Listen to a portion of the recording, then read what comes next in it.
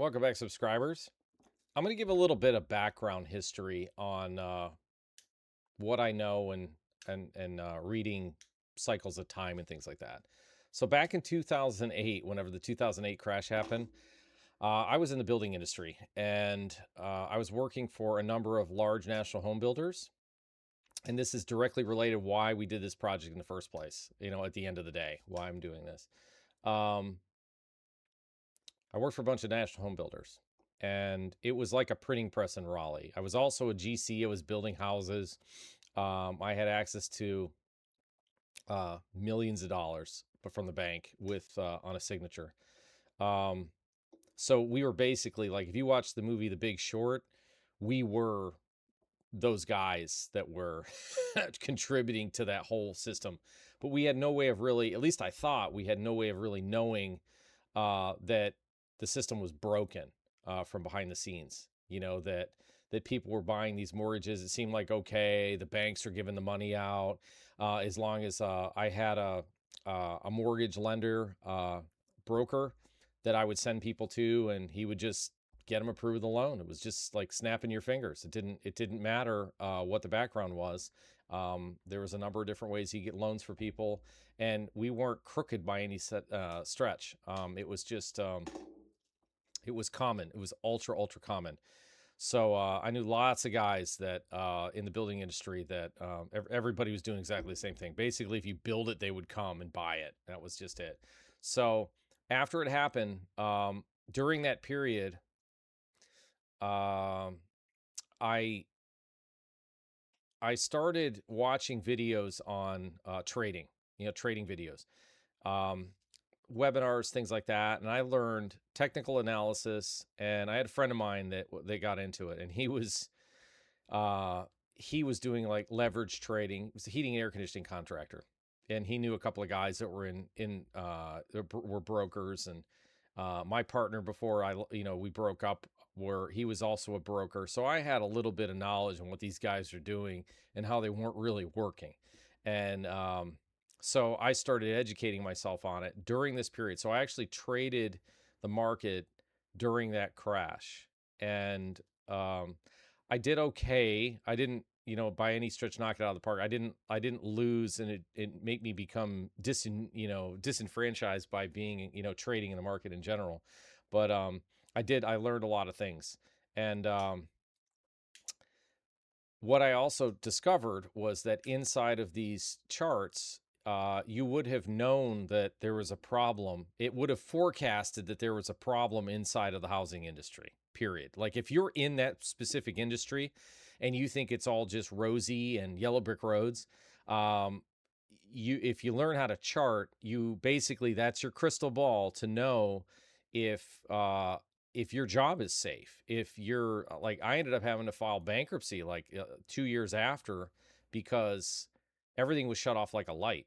All right. So I had to basically consolidate everything down because our business ended up taking a hit by 75%. So I wasn't building, but my other business, my subcontract business for these national home builders, there just wasn't, they couldn't get people to qualify anymore. So they went from like qualifying anybody with a heartbeat to like, you have to follow these rules.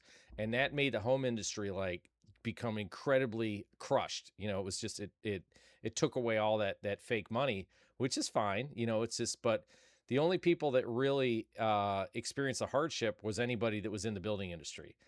Real estate agents are still selling houses, even in there, but the building industry in general was just absolutely decimated. And we were in a really good area, um, but there are other markets, the Texas market, the Florida markets, California markets, and people that aren't investing like, oh, this doesn't matter to me because it's home building and it doesn't matter to me. And be like, guess what? Like the reason why I'm talking about this and what this whole thing is about is the rest of the markets that we've been paying attention to for the past. Ever since really crypto started coming in. So this would have been around like basically 2020 whenever COVID happened. And I started, I've always been watching because it's essentially like my own, like personalized Wall Street Journal. Like I look at specific sectors and things in the markets, and I know what's going on because I know what to look for because I went through it in '08.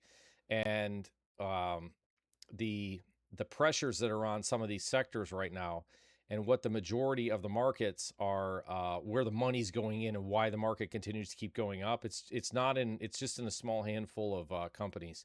It's not what people think. It's a total lie. So anyway, I started looking into it harder.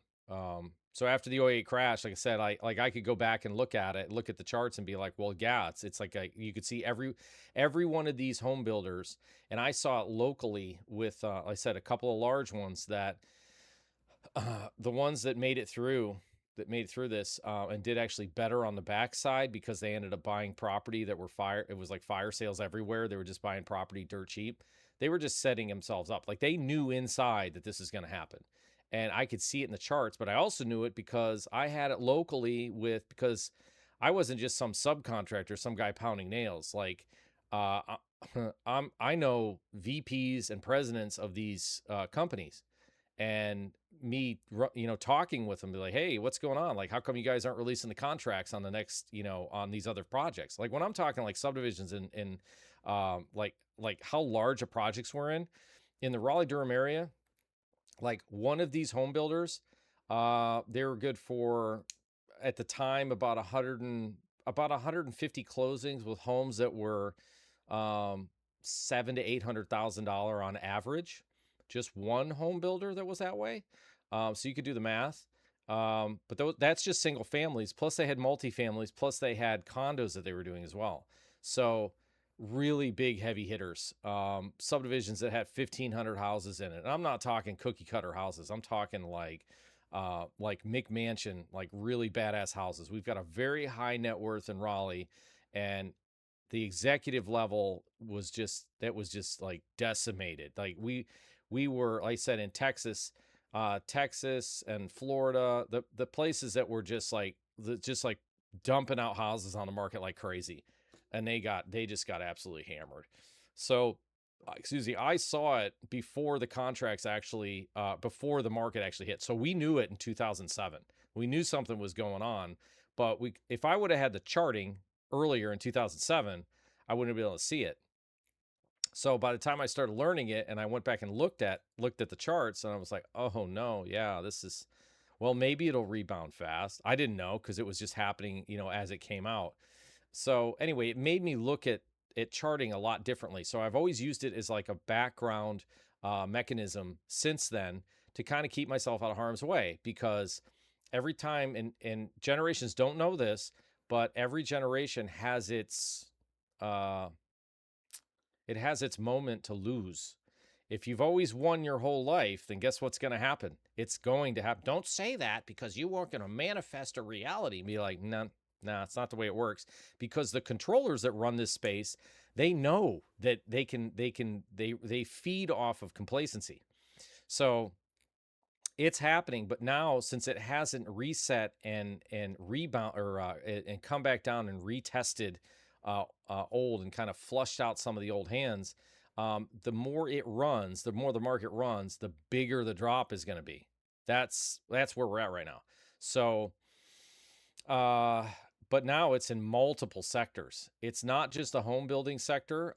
That's actually still reasonably strong because there is a workaround that they've created already for the future of that's going to help things out a little bit. But on the front side, it's going to be not good. It's not going to be good in like transportation. Like when COVID happened and oil went down to negative $40 a barrel. Um, that I have direct contact with guys that were directly in accounting for large builders, or not builders, but corporations that were intertrading goods on the ocean to be able to basically like hot potato the invoices. So they would never, it wasn't at market yet. So people don't understand this. Like whenever these goods leave the shore from a country, they're not paid for. There's some kind of credit that they've been issued, and whenever you shut the country or the world down like they did, it puts a ton of strain on these companies. So they were intermingling all their books and all these different companies back and forth and trading uh, invoices to basically offset the having to pay. All right, so they're just deferring the inevitable of what's going to happen. So nothing actually really came out of it. All right, that they didn't these huge corporations. There hasn't been a uh, there hasn't been like a finish to it. There still needs to it still needs to be discharged. All right, that energy from COVID, and what they've been doing is basically kind of like bleeding it off, if you will, and discharging it over time. But now it's getting like really out of hand because places that these huge corporations, like, people don't understand how much money's getting moved behind the scenes. Like, maybe they look on the internet and they pull up stock charts and like, well, Apple's this and Microsoft is going for that and whatever else, and the companies, but behind the scenes on what they're doing for trade.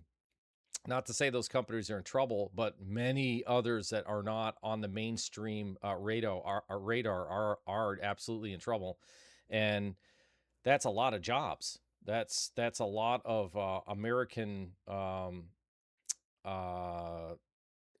it's how the system runs. We have to have everybody to keep the system running, and you can't run it on a dozen companies. It's like that. It looks good overall, but overall jobs and security for jobs, it's just not there. And then you add in the next element is the AI element to it, where you just don't need as many people. I've got a business right now that I used to have 3 people working in it. Now I can run it myself because I have the technology to be able to run it. So I've done basically the same thing, that it's because of the technology increase that's come in. I've consolidated. I'm like, I don't need to do that anymore. So this is happening with everybody. Every company out there is trying to get an edge and use technology in their favor, because it's not really you can get away with it, and it's uh, but it puts people out of work, because their jobs are like, they could be used, I said, by technology. Tech will just pick it up. So this hasn't really hit yet. That's the point. And be like, all right, well, is there a solution? Be like, well, what sector? Like, all of them, every one of the sectors. So we're going right now, is a de-dollarization of the United States, meaning that countries that were invested in the United States are not are not putting their money back into the United States for investment. They're going to other territories. The territories that are opening up is what we cover in the site. We cover, South American countries, like what are the effects of crypto and how the crypto technology is changing the aspects and the ease to be able to do this. And if you learn it now, then in the future, over the next like 5 to 15 years, most of the guidelines are going to be set. The shock is going to be by 2028 to 2030. All right, no matter what sector you're in, you're going to see the writing on the wall, and you're going to have probably some pretty major problems, and you're not going to have any wiggle room. But moving forward, people aren't going to really know what to go into, because it's going to be so disruptive. So it's not just you have an AI adversary, you've got so it's tech, and then you also have other countries that are moving into other territories, meaning uh, we cover it in the site. I'm talking like different continents. There's specific like treaties and acts and things like that we talk about in the site that they're public, but we know about it. That's the thing. We know internally what they are, and we just lay it out and say like, well, this happened back in 1963, and then by 1971 it hits, and then Nixon pulls all the manufacturing jobs out of the United States, and then we go into a major recession. All right. Well, basically the same thing has happened. It's already happened, and these things, and this circumnavigates the United States. If the U.S. can't dump its money and problems on other countries, because other countries are like, well, the hell with you, U.S., I'll go to somebody else. We are not self sufficient enough to be able to sustain that, and they know it. Um, I was just recently at a conference at Duke, and they, the word what was talked about was programmable money. UBI, universal basic income, and what you should be asking yourself, you look those terms up and say, well, what is that? Oh, is that for, could that be for everybody? Be like, yeah, there's a way to be able to make it so that if they take the jobs away, they already know that this is going to happen. Like, that people aren't going to just starve in the streets, that they have to keep the society going. So it's a harder lean on everybody else, but they're going to allow you to there'll be social services that will issue these payments, but because of the tracking, you're not going to be able to put them in anything other than the basic essentials. You know, it's not going to be like I had guys that worked for me that were food stamp guys, and it's a whole nother story. But that system's totally broken. They don't have any control over it. And the amount of money and waste that's going through right now in that, the EBT environment, it's totally broken. It's like they've absolutely worked the hell out of that system because they don't have any way to track it on the backside. Well, now they can track everything because they have all the digital identifications, and then whenever they give you the cash, they're going to know where it's going because every time that you swipe the card, it's going to track everything that everywhere you're spending. So your overall relative freedom is going to be, people that are in that space are not going to have the same freedoms for people that can actually pay for things. Be like, well, I'll probably be all right. Well, I don't know. That's just it. Like it's going to be all encompassing with basically the entire United States economy, and the plan that's in place is going, like I said, going to be pretty much in effect by 2028. To 2030 is going to be a done deal by 2030, meaning that they're going to have the administrative section in the back scenes running so that all this stuff can be tracked, and that but as far as like being able to be prosperous and move forward, it's going to be a lot harder because people that are already leaning in the wrong direction, when this happens, it'll put people in a more compromised position. Basically, like I said, like I'm not filing bankruptcy. There's no reason for it. I don't need to right now, obviously, but I'm just saying like, but to have that type of energy looming in the future that's a very real thing for a lot of people. And whenever that happens, there's a lot of turnover that happens. There's a lot of money. I was thinking, I did a video earlier today, and there's a lot of money that is it's trapped basically in the United States system. All right. And this happens cyclically every basically 3 generations. And I promise you, somebody that's in this situation, or maybe you come across it, or you heard a story that it's a family maybe in your town, you're in a small town, and that family owns freaking everything. They are making more money. The rich get richer and the poor get poorer. Right. Well, guess what? That cyclically, the powers that be that run this planet, they rug pull everybody. And when they do that, it takes the money from the rich and it forces it back into the system. So the people that have been sitting on their asses because of their family name, and that's the only real reason. Like if I know these people, like you could take them from the position that they're in right now, like a silver spoon type of person, and take them out of that space and move them to another town and give them the same starting money as somebody else who's a hustler and can get things done. And they know nobody. Their name doesn't mean a damn thing. They have no connections. They can't call their dad for a loan or something like that. And if you left them to go start off from scratch, they're dead in the water. Okay. And that's the way the system works. And they know it. And the reason why I know this is, like I said, I tell history of these elements of things that have happened in the past. And we're at the cusp of it happening again in our experience here in the United States, because there's just way too many people that are incredibly wealthy in the United States that haven't really earned it. That it's just that their family has understood the system, the old system, and they are they're going to be basically turned back in the soil. So it's viewed like farming is the best way to describe it. So what happens whenever a plant gets, it's bared as much fruit as it can bear, right? And it just starts kind of like, the fruit isn't as good anymore, and the plant kind of looks like crap. And what does the farmer do? He's just like, well, let's just flatten it and we'll just start from scratch and start the next season.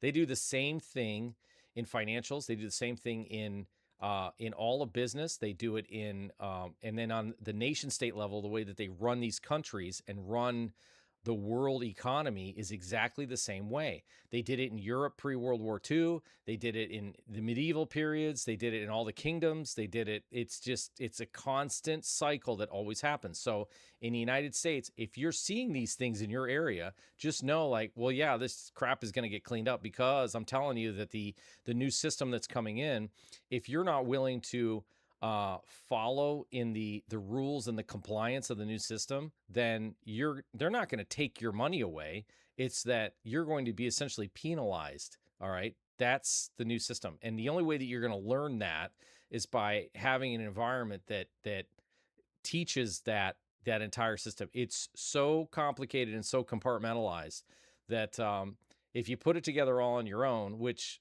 is an accident that I came into it, that because of my experience in my existing business experience that I had, and then falling into crypto, wondering what the hell it was, and then making some phone calls, and then starting to have interviews with people, I realized like, oh, this is exactly what they're doing. The same thing again. They're going to rug pull everybody.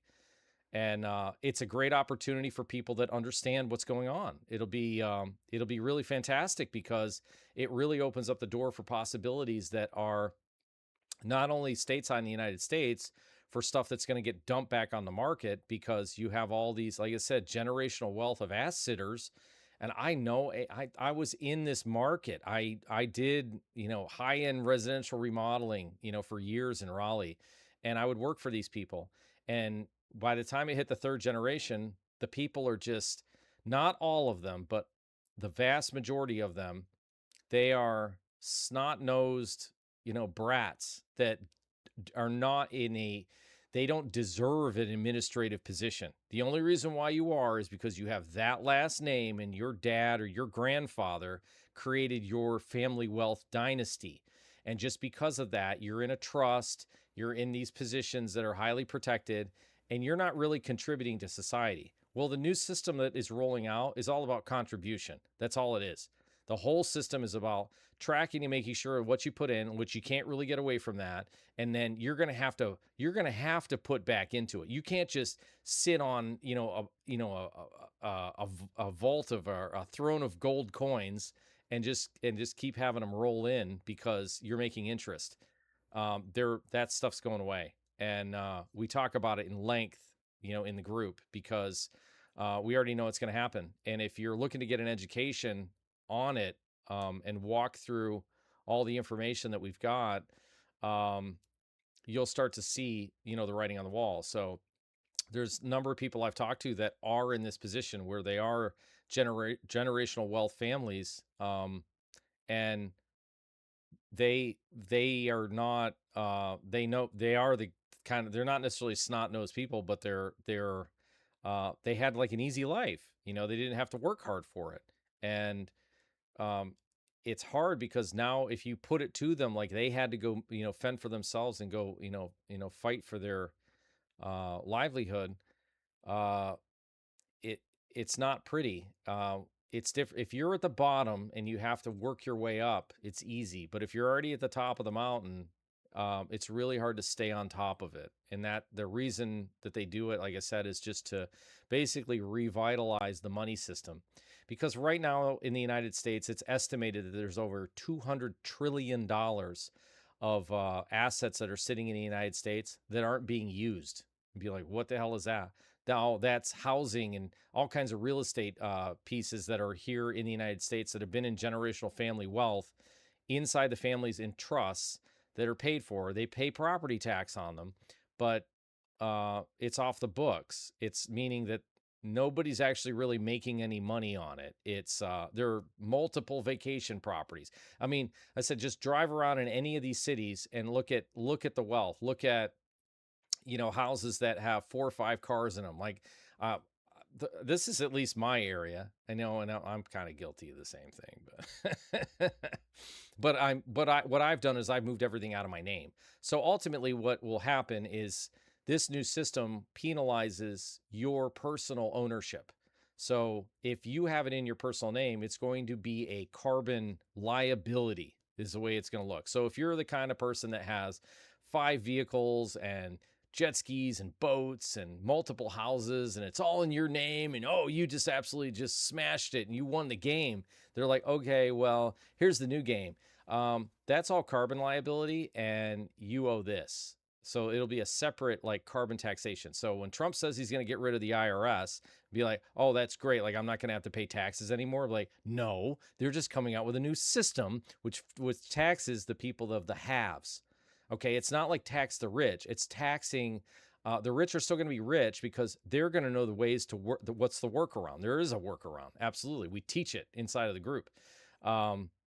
You'll hear it just by being a fly on the wall, and then you can plot your course moving forward to say, all right, it's not a one size fits all thing. It's not like you can do some like reservoir university or something like that. We thought about that, but I'm like, that's not going to work because there's so many different facets to this for people. Like, everyone's situation is different. And once you wrap your head around with like how large this is, your situation, your family situation, your business situation is it's like a facet of everybody else's. It's going to be kind of like this guy, but a little bit like that. So you have to have generalized knowledge, and then you can go off and do your own due diligence resource. And then what we're finding are people that respond back once they understand essentially the language of this new this new weighting system that they're it's already developed. It's already, like I said, in Europe, it's already running. And be like, well, that's Europe, we're the United States. And be like, we use European banking system. All right, that's so we follow along with whatever Europe does. All right, Trump has got nothing to do with it. Your Congress does nothing to do with it. That we are running on a worldwide banking system, and the system that's coming in place, it just has a new set of rules, and it's uh, it's going to take a little bit of time to be able to unwind and basically reteach the ones that are either already wealthy. They're going to be that's the other trick to this. The ones that are already wealthy are super stubborn. If it's worked, for like 150 years or 50 or whatever it is, they're not going to change, and they know it. The administrations and the people that make all these changes, they know the human behavior. They know the psychology, and that's why, in a roundabout way, that's why I talk about it that way, because this human psyche is the detriment of the human, because they're not willing to be able to see the writing on the wall and make any changes. That's ultimately what happens, and then it's a downward spiral. And the powers that be, they just want you to go to work. They want you to be like useful. It's like their job to make sure that humans are moving around and doing their thing, and and not just living off of somebody else's back. Be like, well, that's what we do because we're the ruling elite, we're the privileged class. Be like, well, that's fine. I could care less. My last name was not in that group. Okay, so I have to do it from scratch. So I don't mind that, because I like doing startups. I like getting things going. It's exciting to me. I like it because I can do it. But now it's like this new system that's coming in and understanding the new rules. I'm super excited because now we're basically when the starting block, everybody's at the starting block and nobody really even knows it yet. So, when I'm turning the corner and everybody's just like, pissing in their shoes and crying in their beer that they can't make the money like they used to because the system changed, that they have all these roadblocks every which way they go, I'm already going to be down the track because I already know it. And that's basically what we do. That's the whole why we're archiving and keeping all this material in here, because as we're finding it, there seems to be a lot of use and value to it, because you have to know the histories, you have to know business, you have to know inside of those histories are these rug pull elements that nobody ever really talks about, the reasons why these things happen. And then it basically unwinds all of the lies and everything that have happened through societies as long as there's been business and humans walking around. It's the same old game over and over again. So now it's just all we're saying is like, hey, I'm like, I don't want to live in an environment where if I go out my door, it's like Mad Max land. I'd like it to be, remain like America, like the way that it was, I say pre 2000. That was a great time. And it's possible, but you're going to have to educate and be like, well, why don't you give it out for free? Because it's not for everybody. That's the thing. Like people that are interested in moving forward and they're the leaders, they'll find it. Simple as that. And the ones that aren't, again, like I want, I want the rich and the wealthy to basically fall on their faces because, like I said, it turns it back over to give the opportunity to those that are uh, more, they have more of a fire in their belly to move forward instead of just sitting on your family name.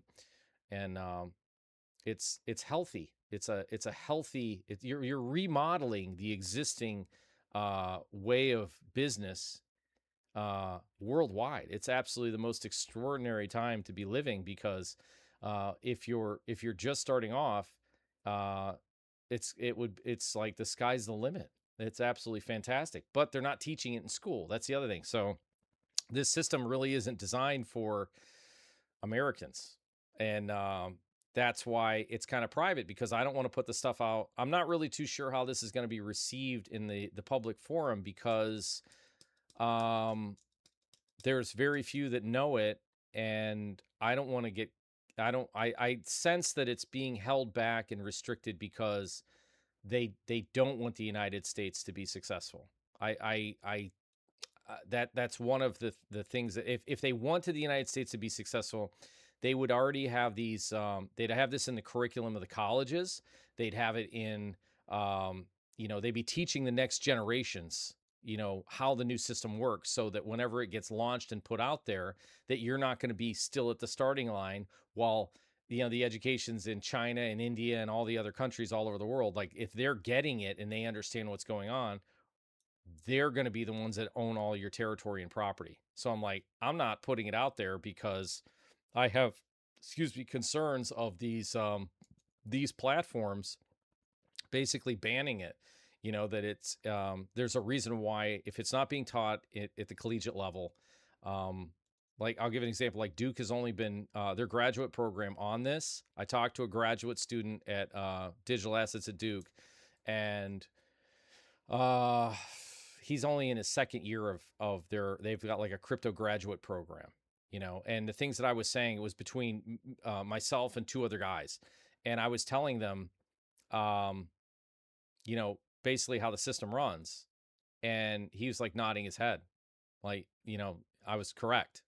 And he didn't really have any input because he's still in the graduate program and doesn't really understand. He's young. He hasn't been through business, and he hasn't been through a crash. He hasn't been through uh, bankruptcies and problems and things like that, and what the repercussions are. They're probably not telling him about like the backlash repercussions of this economic change. There's, just like I said, there's too few that are educated in it to have an understanding to get a leg up. And then there's other ones that are being educated that will come in and basically, you know, pull it out from underneath everybody.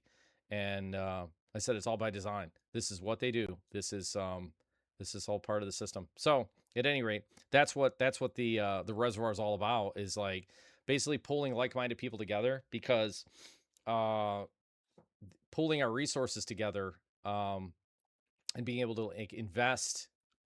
The way the new system is set up is that you can fractionally own properties, but it's through blockchain. Okay. And whenever this starts to happen, if you put it out to the public, you don't really know who's investing in any of your stuff. But if you create a networking environment and understand how the system goes, the network you can open up the investing to the network only and let them invest so that you keep it domestic. You keep the money still in the United States. It's leaving. All right. So anyway, there'll be more to come. It's been really hard to try to roll all this up. I'm protecting a lot of the things solely because of the concern that they don't really want the material out there, and because if they did, it would be out there. And but what I'm seeing, like I said, is YouTube is just this big echo chamber, and people think they're just going to go buy Bitcoin and sit on it, and then go be like uber wealthy. Oh, when Bitcoin's $1 million, I'm just going to go do this, and XRP is going to 50, like $150 a coin. Be like, that's not what it's for, guys. So Anyway, that's basically the whole, the skinny of the project is just creating a networking, and then to create like a web of other people that understand basically the language and can look out for all these other sectors and facets that are changing, so that we can keep up on the rules and regulations to be ahead of the game, because it is absolutely a game. Be more to come. Cheers.